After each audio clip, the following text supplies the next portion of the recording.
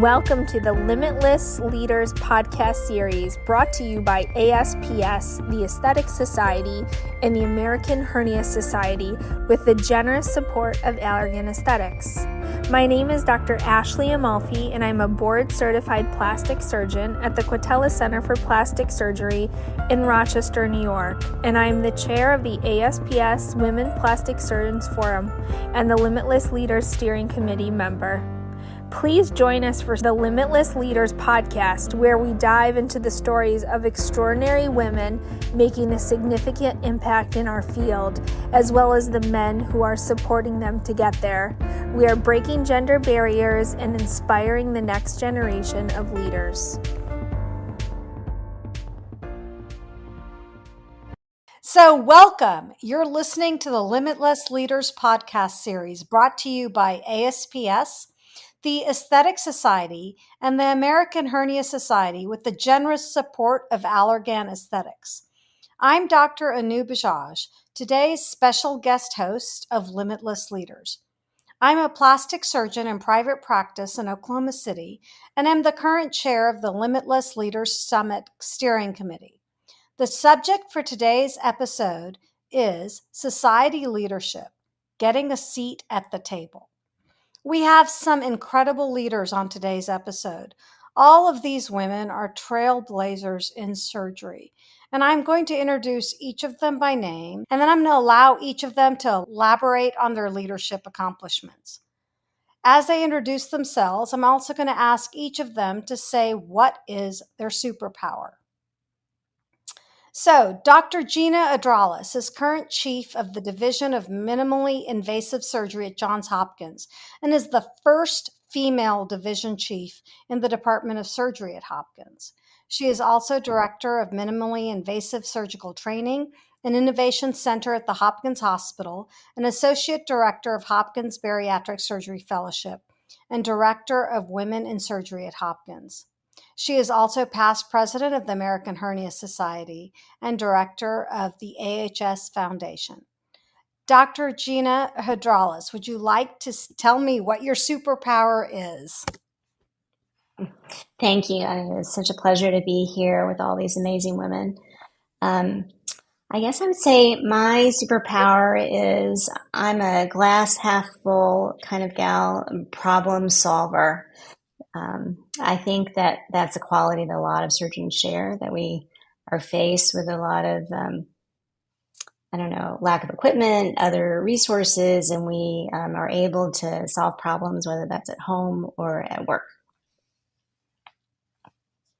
Our next speaker or panelist is Dr. Linda Phillips, who is chief of the Division of Plastic Surgery at UTMB in Galveston.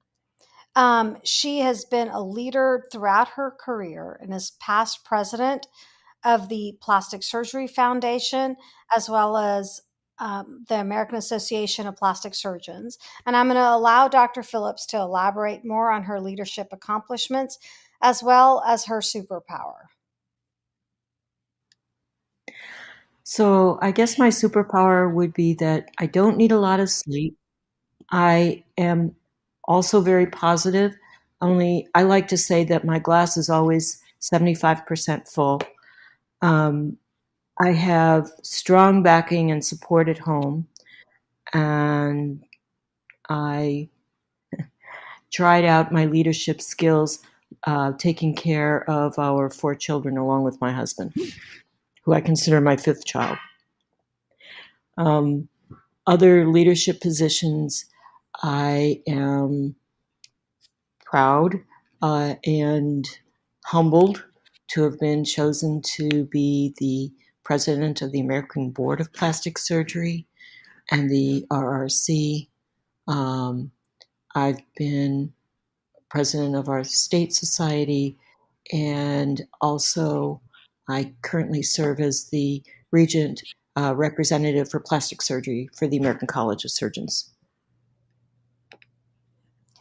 We're also joined with Dr. Mindy Hawes, who is the current president of the Aesthetic Society and is the second female president of that society in its 56-year history.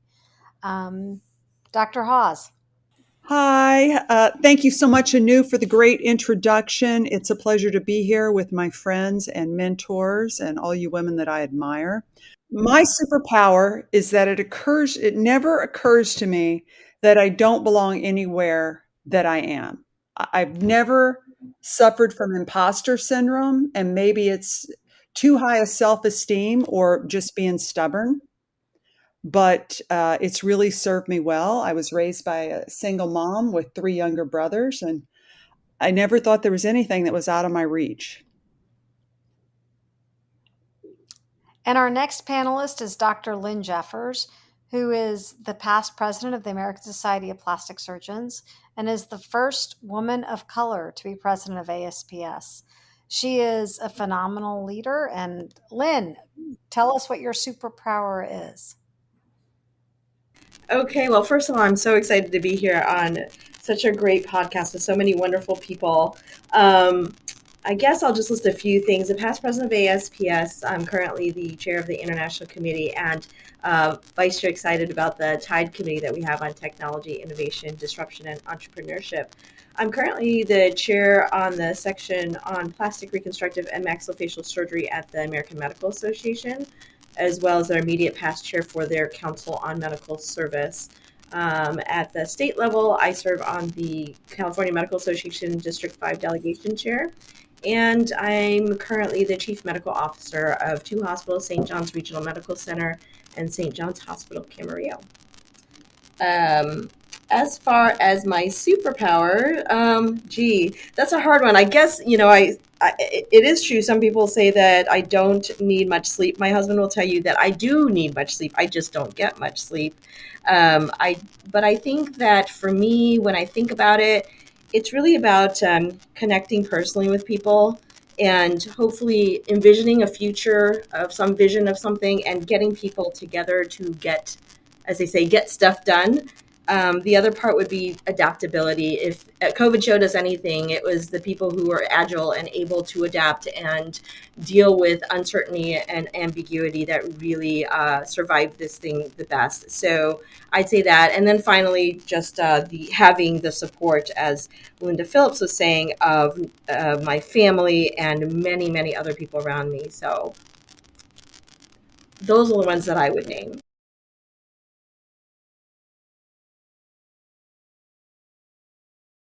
Dr. Andrea Pusick is Chief of Plastic Surgery at Brigham and Women's Hospital and the Joseph Murray Professor of Surgery at Harvard University. She is a past president of the Plastic Surgery Foundation and the current co-director of the PSF SHARE program, which is Surgeons and Humanitarian Alliance for Reconstructive Research and Foundation. Dr. Pusick, can you elaborate on your leadership accomplishments and what is your superpower? Thanks, Anu. I've been reflecting on this question about what is my superpower, and I'm going to be honest. And I'm not being humble about this. I actually don't think I have one. And I say it also because for anyone listening into this and the aspiring young leaders, young female leaders, I think it's also okay to not have a superpower. And just, I mean, if I had to really stretch, it was not even a stretch. My family, I have a super supportive family. But beyond that, I'm just normal. And I would say the one thing that kind of helped motivates me, which has contributed to success, is I engage around stuff that I feel matters. So my research has been around bringing patient voice to outcome measurement in plastic surgery. And I am proud to say that as a team, we brought that whole thing forward. And I think that plastic surgery is better for it. And as you mentioned about the SHARE program, about trying to increase plastic surgery capacity and access in low and middle income countries, I care deeply about that. So things that I care deeply about, I can engage deeply about, and maybe that somehow that channels some kind of power. So those are my thoughts. Okay. And Dr. Jennifer Walden is our past president of the Aesthetic Society. She is the first female president in the society's history and is a single mom by choice. Dr. Walden, would you elaborate further on your leadership accomplishments and your superpower? Hi, thanks, Anu. I am in private practice in Austin, Texas. I have two medical spas here, one in New York City. two sons and was the first female president of the Aesthetic Society. So I'm honored to be here. And I think my superpower, I've said this on panels before, is probably the ability to multitask. Just with what I just listed, what I've learned to do, I think that's important with multitasking really isn't that that's such a great thing. I've learned to delegate. So that enhances my productivity and I can then focus on what's important. And so most recently in my life, I've just tried to do that a lot more so I can spend more time with my sons because that's the most important thing to me. Okay. So I'm going to start with a few questions, and I want everybody to participate and speak and put in their 2 cents, if you will. So, Dr. Phillips, you began in leadership when there were very few women in surgery. Forget about women in leadership positions.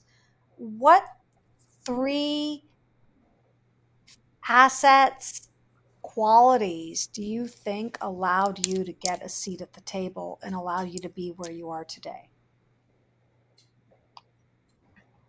I had some people who believed in me, particularly my program director, and he saw a future for me that I didn't see.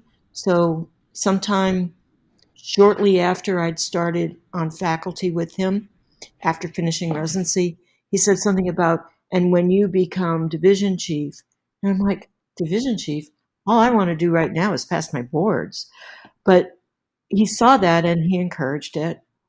And as we were discussing earlier, I think speaking up, speaking your mind when you have something substantive to say makes a difference. And then showing up, doing the work, um, being willing and able and a good team player, I think all have a role to play. So, for those individuals who may not have a program director, how do they seek out a sponsor or mentor, if you will? And this I'm opening up to everybody. Please comment. Yes, Mindy. Okay, so first, before I comment on this, I just want to say I know what Andrea Pusik's superpower is. It's that she's Andrea Pusik.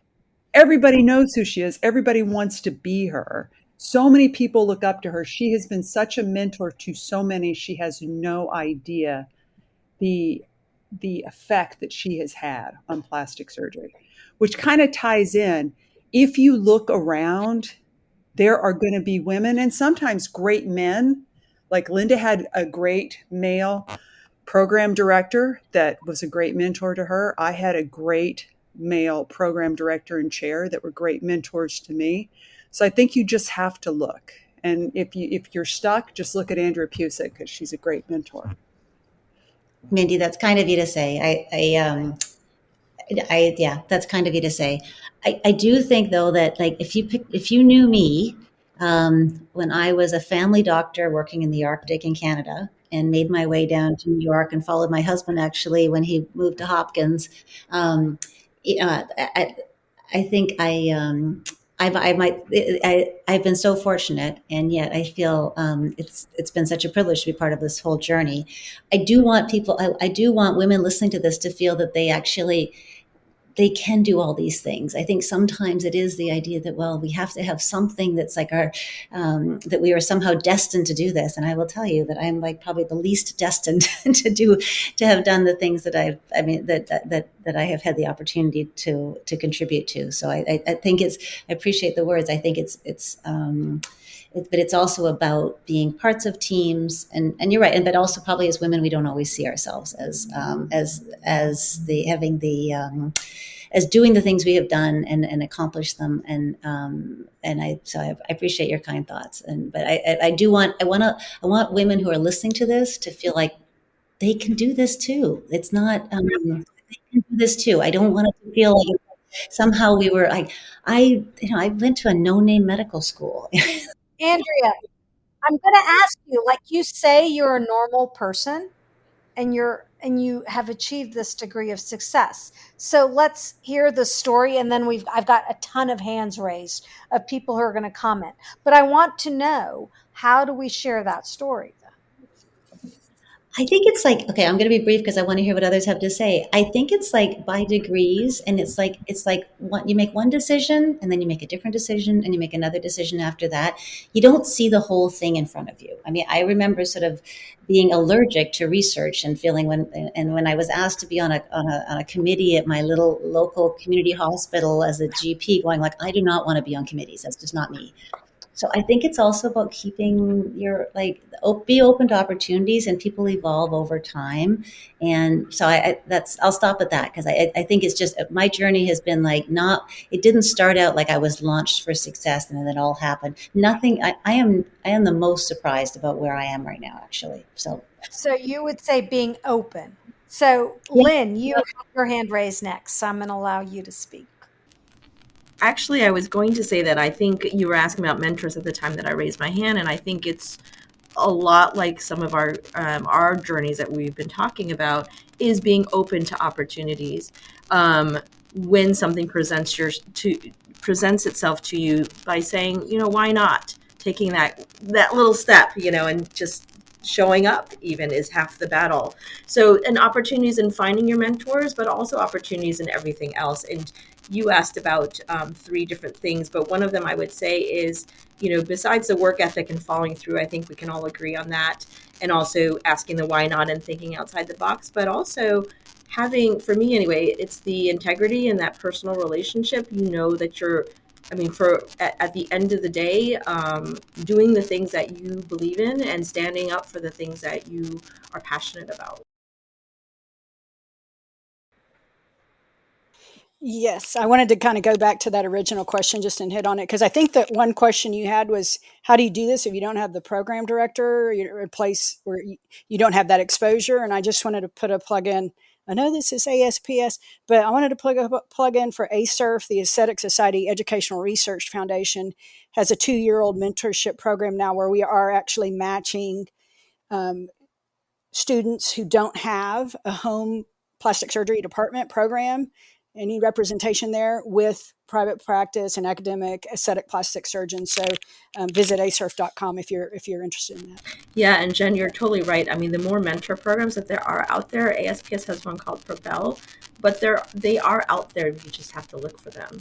Thank you. I was just listening to Dr. Cusick, and it really struck a chord with me because I feel like my path is also very similar. I grew up the daughter of, in a family of 4 girls in a very small town in Virginia. And I always thought I would go back and join my dad, who was a community surgeon at the time. And somehow I ended up at Johns Hopkins. And but I think when I think back on it, I remember when I first was interviewing there, I was actually called up out of the blue by Dr. Bob Higgins, who's now at the Partner System or Harvard System. And he wanted me to take a look and form this new division at Hopkins.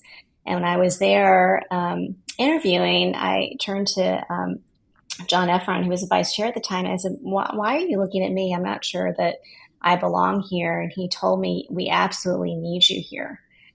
And once I was there, within 2 weeks, I realized that I had things to bring to the table. And it's not that I had imposter syndrome, but it was just that there are so many wonderful people and doing great things there at Hopkins. But I think this speaks to the importance of diversity, that it takes a diverse group, and that means, of all gender and races and ethnicity, to bring something to an organization to make it great. And it's those sponsors or people who see something in you. And it's also the relationships you've built along the way. I didn't know Bob Higgins at all, and he told me later that, he would talk to people and then my name would come up. And that's how, you sort of forge a path, and how you pay it back also for others along the way by becoming a mentor and a sponsor to other people. Mindy, you have your hand raised. I do. I just wanted to say, I do think a lot of what everybody's saying is the truth. None of us probably plotted our course to be exactly what it is, right? And before I think we started the recording, we talked about that while there's some luck involved in everything we do, there's a whole lot of work and there's a whole lot of preparedness and there's a whole lot of leaning in when you think you might be interested in something, or when somebody asks, saying, sure, why not me? Why wouldn't it be me if somebody asks? So while there was a lot of different reasons we all got to where we are, I'm glad we all are here. But there is definitely a piece of it is saying yes. I'm sure all of us can look back to a point where we could have said, no, no, no, not me. I'm not the right person, when actually we were. Absolutely. I think one of the things that I'm hearing is that some of us began this process not 100% convinced or plotting a path, but we were encouraged and we were able and willing and we showed up. And that's what counts as well. So I know Lynn and Andrea have their hands raised, and I want both of you guys to speak, and then I was going to bring up another topic. So Lynn. This was just a quick one on top of what Mindy just said. Beyond luck, there's that quote that says, the harder I work, the luckier I get. And so we were talking about being ready for opportunities, and part of that is the hard work to be ready when that opportunity presents itself. Absolutely. I like that quote, Lynn. Andrea. I just want to echo Gina's comment. I just think, like, having said that, in terms of sort of not plotting this whole thing, but I think we bring so much, and I say that now as a leader, and I'm looking for new talent and diversity in my teams. Diverse teams we contribute so much, and so again, that's wanting people to step forward, because ultimately I think we're motivated by by the contribution we can make. And I would just say, having different people at the table, and like many women who might otherwise say, oh, I'm not sure how I can contribute, is just so important to the success of our specialty and patient care. Gina, you have a comment? Thanks. Yes, thank you. I think it's so, I think that's a very good point. And it's also, you become leaders in a way because you see something, like if we're problem solvers, we see something that's missing and something that in ourselves it can contribute. And, when I started at the American Hernia Society, it was so male dominated, and there were so many comments, like introducing speakers and saying that they're the most beautiful speaker when it happened to be a woman, or comments like this. And I think we just work hard. There's a small cadre of us who just saw that and wanted to do more. There were some people who were ready to walk away, and others of us that said we're going to stick with it and make change. And so last week or so was the American Hernia Society meeting, and I looked around and I was so happy because it was a much more diverse audience from where we started and when I started the diversity, committee. And then while it was still very much male dominated, there were many more women, many more people of color. And during that meeting, we installed the second female president, and there's one more on the way on the executive council. And so changes like this can take, it certainly takes time, but it's worth it for women to get involved at whatever level, because by having more numbers and more voices, you really can make change happen. So, Gina, you bring up something that one of our other panelists brought up earlier, is about having a passion for what you do, and that gives you the motivation or the background to pursue leadership. So how do you find your passion? And I'm going to open that, all panelists answer. Like, what is it that drives you? Because that ultimately can be our superpower. I have to say, for me, it really is actually, I love supporting women. I think that comes just from my upbringing. I'm Asian. I'm sort of introverted. I have three other sisters and a mother who I view as quite strong, but was always very humble in what she did, raising us. And there were multiple sort of events through my childhood and life where I felt like I was passed over. It was merely because I was a girl. And they stuck with me. And so I've always kind of been a fighter, in a way for others. And that's why I lead our women's surgery group at Hopkins. And, at a time where people were stepping away at AHS, I was in a position on the board to make change. And so I, ran with that. And I'm just happy that others were there, men included, who supported that. Um,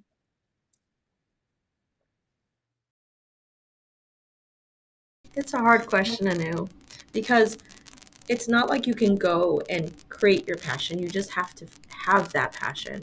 Um, and for me, it's multiple things. Obviously, for the people who know me, I have a passion about policy and advocacy, but also about technology, and then finally about leadership development, which some of you know as well.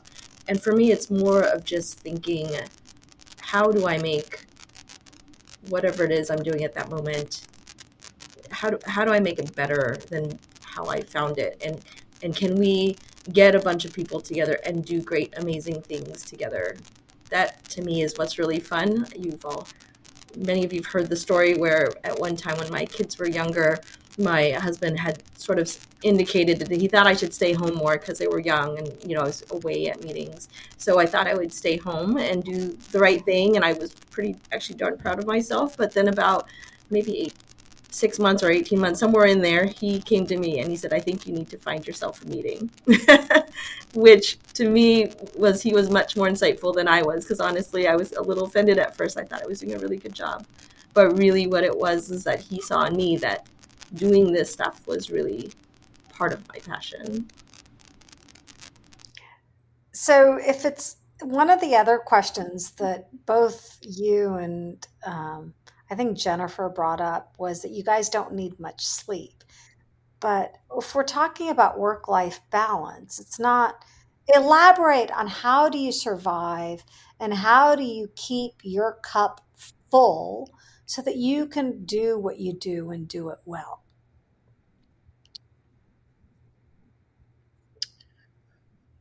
I think you have to pick what's important, right? You can't have it all at the same time. Was one of the things my mom taught me growing up. And like Jennifer, was a single mom by choice. And it wasn't until she got a little older I got involved in leadership. And actually, my presidency has coincided with now that I'm an empty nester. And so I think you can keep your cup full if you don't try to keep it full of all the same thing all the time. That's hazardous. You got to pick your poison. And sometimes it's the house is not going to get cleaned, and I'm going to have to wait and do laundry next week. But pick what's important and don't sweat the small stuff. I agree, Bindi. I want to say, I'm going to call it Linda Phillip, and she's heard me say this story. But when I first met her, I think I was a senior resident, and it was a Breakfast of Champions put on by YPS. And I was so amazed because here she was, a department chair. She had children. She had, she was married, and she seemed like she could do it all. It was the first time that I thought, oh my gosh, you really can have it all. But just like you said, Mindy, and I actually told my husband when I came home, like, I just met this amazing person. And I agree with you, Mindy, though. You just have to make some choices as far as priorities. And my kids know, because of the things that we were doing, we just couldn't be helicopter parents. And maybe in the end of the day, it turned out to be a better thing because they had to be much more independent. And we all have warrior stories about things that we did to our poor children, and they're still alive. Agreed. Linda has her hand raised, and then Jennifer. So one thing that both of us, my husband and I, tell our students, residents, and repeat often is, like you alluded to, Lynn, choose what you can do or want to do, and then we outsource the rest. So we have somebody who comes and does our lawn. We get somebody to paint the house, even though my husband is convinced he could do a better job, but he doesn't like ladders and he doesn't have time. The house wouldn't get painted. When famously I told my mother that I was going to have a cleaning service on a regular basis. She said, well, they'll never do as thorough a job as you would. And I said, Mom, if they clean the house at all, that's better than I'm going to be doing. So we did that. We had nannies. I often worried about what kind of mother I was until my kids were teenagers. And we're, trading barbs back and forth. And one of them said, oh, if mom had been a stay-at-home mom. And they all looked at each other, appalled, and dead silence. And they said, oh my God, as hands-on as she was, can you imagine if she'd been at home? And then I stopped worrying about that. Jennifer.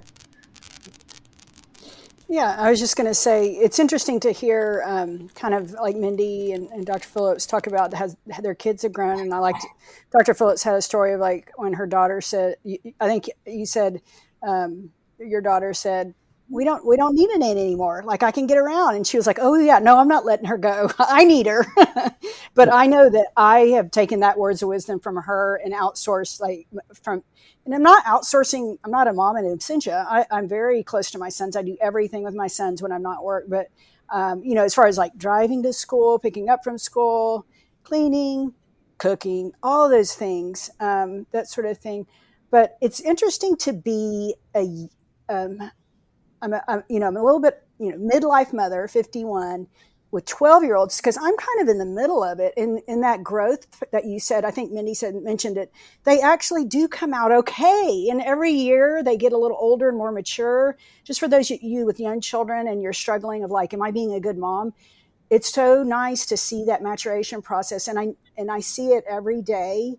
My sons are becoming such sweet gentlemen, and I would have never, ever thought it was going to happen. But I just wanted to put in those words that even like doing all the presidency and the practices, but then, you're hands on because you love them and you're there for them, every night, every weekend. You're not traveling. And one thing I do is take my kids, you probably watch, but I take them overseas with me. I take them on any trip that they want to go on, and I feel like they'll learn on, and that has helped us bond.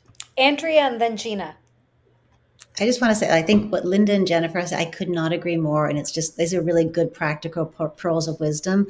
We have two marvelous sons. And the number of times, though, that I worried that I wasn't getting, I almost never made it home for dinner, but I would come in the door and try to be as present as I possibly could be. And they turned out great. And somebody early on, I don't remember who said, like, whatever little bit of money you have, spend it on getting someone to clean the house and help with the kids, and then be present for them when you can be. Do what you can do. What Jennifer's just indicated too. And similarly, I brought the kids back and forth with me on trips and different things. But I think as female plastic surgeons, we just were so used to trying to do everything perfectly. So then we also want to be like the perfect mothers as well. And you can be a great mom. I don't think I have been a great mom, but when I look at my kids, I'm like, something must have worked out, because they are great. We're a great family, but I certainly didn't feel at the time I didn't feel I was doing it as well as I thought I was supposed to do everything. And so just everybody to cut themselves some slack and pay for help, whether it's drivers or house cleaners. Gina. Or really beautiful nannies. Yeah, I totally agree with outsourcing as well. I have a 12-year-old too, and middle school I have to say is tough but rewarding. But I'm very lucky that I have a great supportive spouse, and that helps a lot. And I think in our relationship at various times, there are times where I tried to have my career take a back burner to my husband's, and we moved for him, we moved for me, and it's just worked out in the long run. But I struggle sometimes with this thought of balance because, and having it all, because when it comes down to it, it's really about choice. If I'm choosing at that moment that I have to be in the hospital for this very important meeting, then I'm also not at home. And at other times where I'm choosing, not to go to this meeting because there's an important event in my family, then, I'm also making that choice. And so I also ascribe to sort of quantity at home and quality at work. There are some things sometimes where I do bring my work home, I have to, but I'm still there and we have dinner together and then folks go to bed and I get to work. And so, I think you just make these choices and it depends and it varies. It's varied through the different ages of my child too. Lynn. I have to agree with what people were saying about um, giving yourself some slack. And we talk about it in our small groups all the time when we talk about you're always feeling guilty, whether you're at work, you're feeling guilty, you're not home, when you're at home, you're feeling guilty that you're not doing something for work or vice versa. And this really hit home a couple of years ago when I was getting my MBA, and somebody else was in my class who was also a physician. And after hours where we were sitting there, started to talk about these stories, these war stories of the things that we had subjected our poor kids to. And I mean, it was the funniest session because suddenly I realized, like, we've all done these things that we're going to look back and cringe on, if just not intentional, but just the things that we've done. And at the end of the day, they turn out okay, thankfully. And even my kids are, my son is a medical student. And so I guess we didn't scare him off too badly. But I just wanted to reinforce the idea of giving yourself slack, even though I'm being a complete hypocrite. So give yourself grace, right? Exactly. I have another question for you guys. So a lot of times, one of the barriers to pursuing leadership is ourselves. Whether you want to call it imposter syndrome or whether you want to call it a sense that we don't belong or that we're lucky. How do we fight our inner critic? No, not a secret answer, but what worked for me. There was a particular position that I really wanted, and someone else very well known, who's done a lot in plastic surgery, also wanted that position. And I almost talked myself out of running because what would happen if I failed? And I thought, what would happen if I failed? Nothing. But if I don't try for the rest of my life, I'll be regretting that I didn't do this. So I did, and I won. Bravo. Yes, bravo. Andrea, you have your hand raised? Yeah, so part of it, so I think what Linda just said is really wise and important, is also the idea of being afraid of failure. Again, my main motivation is always like sort of, I'm not, titles don't really interest me so much, but I think doing something that I think is a contribution, I get excited about that. But I'm also I'm probably not, I'm not going to jump with 2 feet if I'm worried that I'm going to fail at something. And so I think that something is, I think as women taking, that's just important to say, like, we should also, it's okay to make some intelligent risks in leadership roles and different things. And it may not work out perfectly, but we should give ourselves that chance as well. I will say, just when I was looking at this position in Boston, and I was thinking, no, I've got a good job. I'm totally happy where I am. And it was my husband and my eldest son who said, "Mom, you'd be great at that." This is and I remember that's what gave me pause. So I think it's also sometimes how others around us may see things and think about, and be able to support us in those ways. So it comes from different sources as well. But I think it is important to think about the broader potential that you might have to make change, and know that even if you try, as Linda has just said, and you fail, that's okay because you tried. And that's what people remember. That's what all the other women that are, like, all those residents, all those fellows will look at you and go, like, yeah, she gave it a good shot, and that's what's probably most important. So,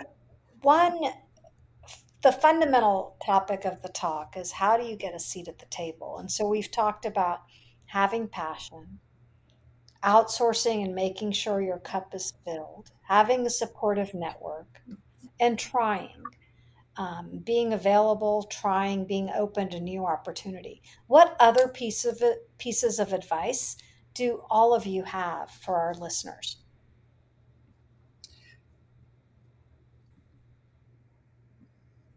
Mindy.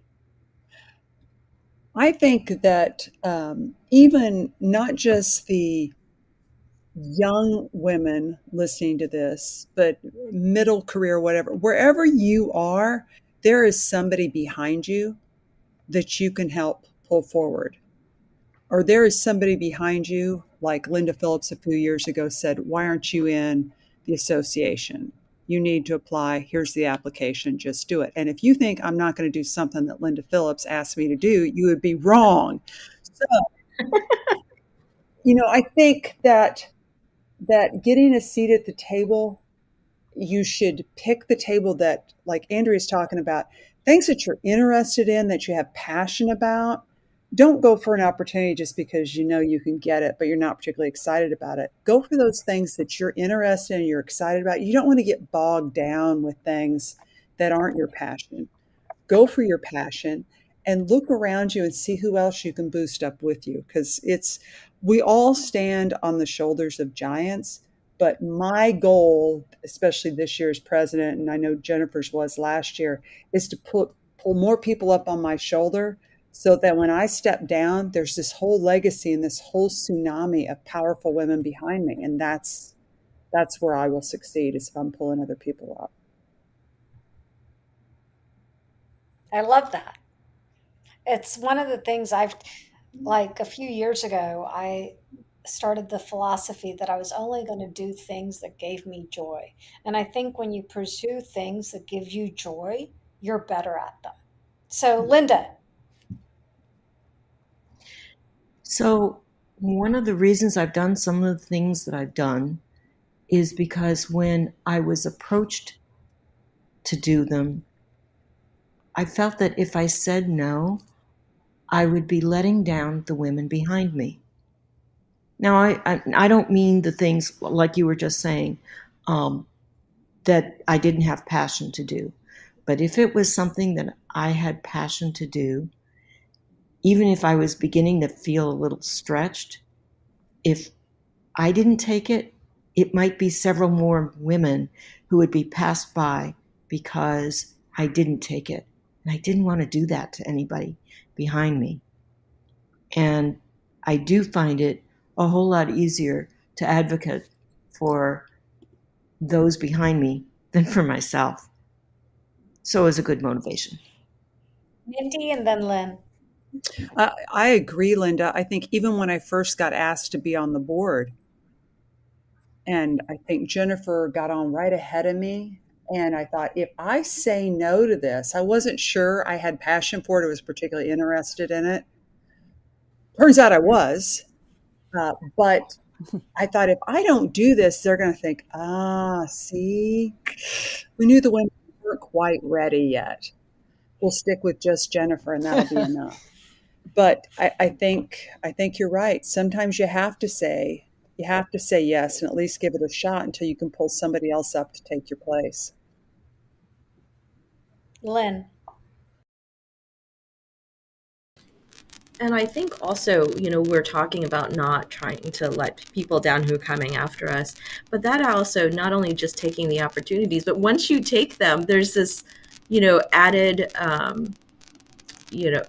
burden is not quite the right word, but you want to make sure that you're doing a good job because you don't want to ruin it for everybody after us. I mean, I think of, I was pregnant during my residency, and I was the first woman who was pregnant during the clinical years. And I thought, oh my gosh, I better not mess this up, and there's so much added expectation there that you put on yourself to do an excellent job. But thanks to all the mentors we have on this call, I think especially when I was president, trying to think of how do we set it up so that structurally and the infrastructure and the processes will facilitate women or other diverse people to be able to be seen and participate. And I think that's probably a responsibility of all of us who do make it to a leadership position.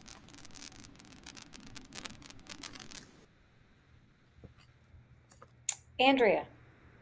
Yeah, I just wanted to sort of what both Linda and Lynn have said. I felt like that just really resonates with me because when it's going to those things that sort of really that I feel like this matters. I care about this.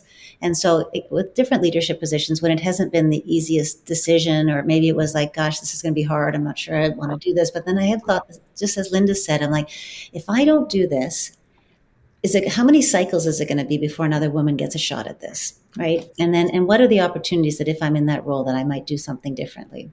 So I think that's where, just to give ourselves the opportunity to try to step out of those things, but also it's that motivation that we're leading forward for other women, and as Mindy's indicated, like, just, Mindy, what you're doing will be an incredible legacy, because it'll change the specialty, and so I think that those are the kinds of things that I think motivate us. So, as trailblazers, everyone here seems or sounds as if they are truly believing in the philosophy that we have to empower one another. And by empowering one another, we will ensure everyone's success. So, what's the piece of advice, one pearl that you would give to our listeners? And I'm going to ask each of you to contribute.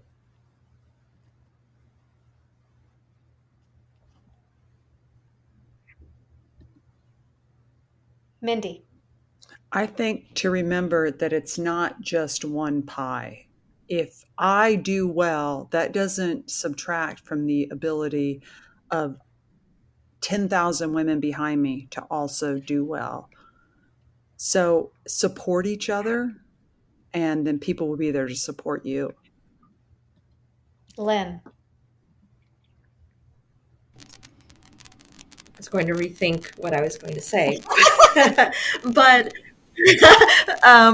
but I completely agree with what Mindy was saying. But I also wanted to add that to remember this is a team sport at the end of the day. So it's kind of a corollary. As one person, we can do a lot of great things, but when you really want to do big, amazing things, and when you really want to lead big teams and accomplish, like going back to what Andrea said, I don't go for titles so much as what are we going to do in this position. If you want to do that, it has to be a team of people. It has to be a group of people, and those personal relationships and that inspiring people with that follow through and everything else, that's really what makes the big differences.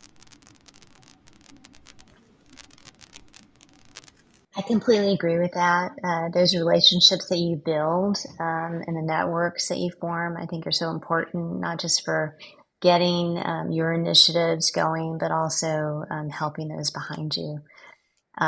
I think in the end, what's really important also is just to be true to yourself. You have to really, I think it's been helpful to me to be introspective about what really drives me, what I can improve on, to seek that feedback, just to try to be a better leader, and then to help others with that process too. I think is very important.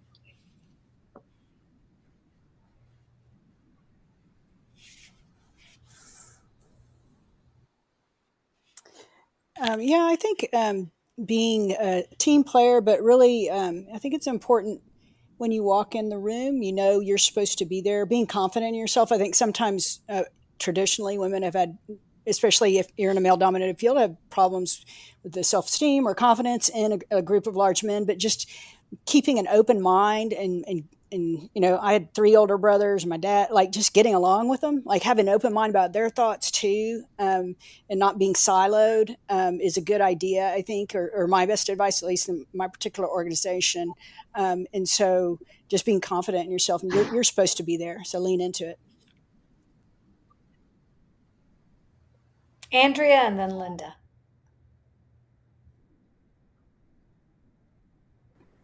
I think you all have said it all and really well. I think I just step up to do things that you care about, that you think matters, that is on your agenda. And then as we just sort of a little bit about, don't go it alone. Whether it's family, whether it's friends, whether it's engaging other women, working closely with other women has been like the thing that has saved me over and over again in terms of getting things done. So I think just don't go it alone.